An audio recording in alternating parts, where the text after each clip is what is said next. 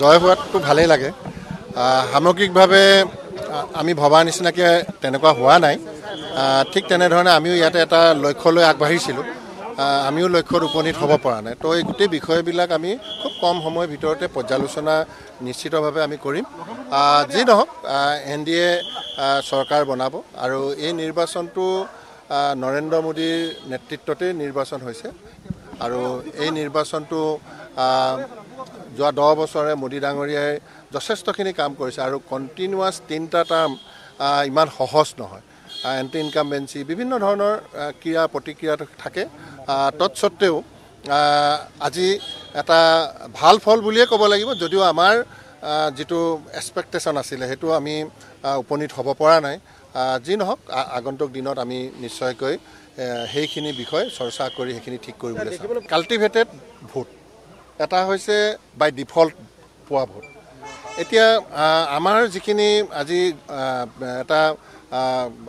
পৰ্যায়লৈকে আমি পাবলৈ সক্ষম হৈছোঁ মই ভাবোঁ এইখিনি বিগত 10 বছৰ আৰু আমাৰ দলীয়ভাৱে যিখিনি সংগঠনৰ কাম কৰি আমি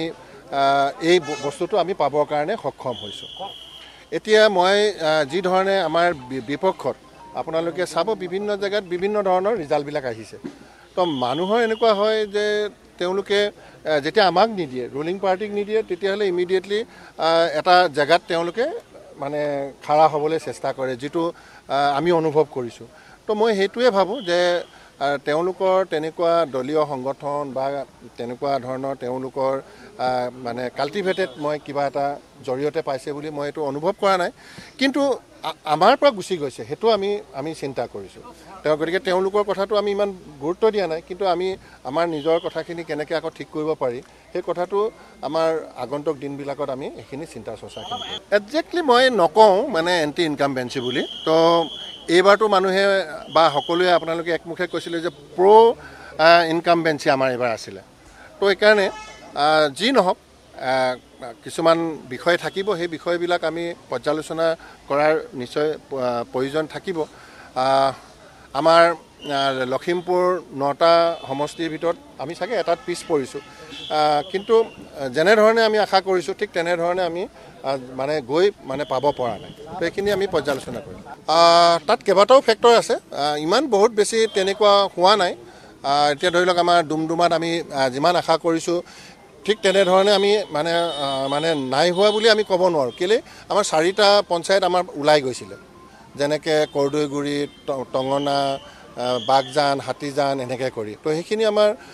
গুচি গৈছিলে প্ৰায় কেইবা হাজাৰো ভোট তো সেইফালৰ পৰা যদি আমি সেইখিনি প্লাছ কৰি চাওঁ তেতিয়াহ'লে আমাৰ যোৱাবাৰৰ ৰিজাল্টটো এইবাৰো আমাৰ আছে চিচি বৰগাঁও ইমান বেয়া নহয় গতিকে যদি আমি যিমানখিনি আশা কৰিছিলোঁ ইমানখিনি হোৱা নাই কিন্তু বহুত বেছি এটা চিচি বৰগাঁৱত আমি আশা কৰা নাছিলোঁ কিন্তু সেইফালৰ পৰা আমাৰ ৰিজাল্টটো ভাল হৈছে বুলি ভাবোঁ এতিয়ালৈকে ঠিক কৰা নাই চাওঁ ওপৰৰ পৰা কি নিৰ্দেশ আহে এটা কথাটো হৈছে যে আমাৰ যিখিনি মানে চৰকাৰী আঁচনি আছে আমি বহুত আঁচনি এতিয়াও আমি 100% ডেলিভাৰী কৰিব পৰা নাই তো সেইখিনি আমি খুব কম সময়ৰ ভিতৰত ডেলিভাৰী কৰিবলৈ আমি চেষ্টাখিনি কৰিম কাৰণ সেইখিনি আঁচনি কণ্টিনিউৱাছ আমাৰ হৈ আছে গতিকে সেই আঁচনিবিলাক যাতে আমি 100% ফৰ PM কিষাণ আমি আজি লখিমপুৰ জিলাখনত মাত্ৰ আমি 75 বা 72 হাজাৰ মান দিব পাৰিছোঁ কিন্তু আমি আনলিমিটেড দিব পাৰোঁ তো সেইখিনিলৈ আমি যাব পৰা নাই বা সেইখিনি আমি মানে কৰিবলৈ হ'লে তেওঁলোকৰ পেন কাৰ্ড লাগে বেংক একাউণ্ট এটা লাগে আধাৰ লাগে মাটি কাগজ লাগে এইখিনি কাম যদি আমি মানুহৰ মাজত থাকি কৰি দিব পাৰোঁ মই ভাবোঁ ডেফিনেটলি কৃষকসকল উপকৃত হ'ব গতিকে তাত যদি আমি 100% বা সেচুৰেশ্যনলৈ নিব লাগে তেতিয়াহ'লে আৰু আমি 1 লাখ মানুহৰ কাম কৰিবলৈ বাকী আছে আৰু সেই কামখিনি কৰি দিলে তেওঁলোকে একেবাৰে KCC লোনটো মানে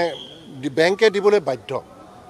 তো দুটা আমি সেচুৰেশ্যনলৈকে লৈ যাব পাৰোঁ তো সেইকাৰণে এনেকুৱা কামবিলাক আছে যিখিনি নতুনকৈ বেলেগ চিন্তা কৰিবলগীয়া আমাৰ বিষয় আছে বুলি মই ভবা নাই আৰু বাকী দলে চিন্তা কৰিব সেইখিনি তেওঁলোকে আঁচনি প্ৰস্তুত কৰিব কিন্তু আঁচনি নোহোৱাকৈ মই বেলেগ ইয়াত চিন্তা কৰিলেও লাভ নহ'ব মই আজিৰ দিনটোত যিখিনি আঁচনি মই দিব পাৰোঁ সেইখিনিহে মই দিব পাৰোঁ কিন্তু তাৰ বাহিৰে মই বেলেগকৈ নিজাববীয়াকৈ চিন্তা কৰিলে বা এইটো ধৰণত কিবা এটা কৰিলে তাৰ পৰা কোনো ধৰণৰ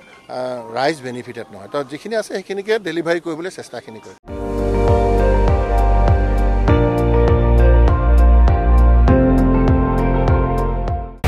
আপুনি চাই আছে ND24 সৰ্বশ্ৰেষ্ঠ নহয় সৰ্বোত্তমৰ দৌৰা